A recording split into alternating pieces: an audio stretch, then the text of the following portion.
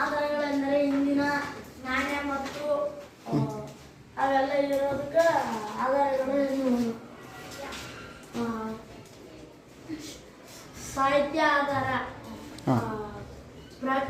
ಪ್ರಾರ್ಥನಾ ಆಧಾರ. ಸಾಹಿತ್ಯ ಆಧಾರ ಎಂದರೆ ದೇಶೀಯ ಸಾಹಿತ್ಯ, ದೇಶೀಯ ಸಾಹಿತ್ಯ ಮತ್ತು ವಿದೇಶೀಯ ಸಾಹಿತ್ಯ. ದೇಶೀಯ ಮತ್ತು ವಿದೇಶೀಯ ಸಾಹಿತ್ಯ.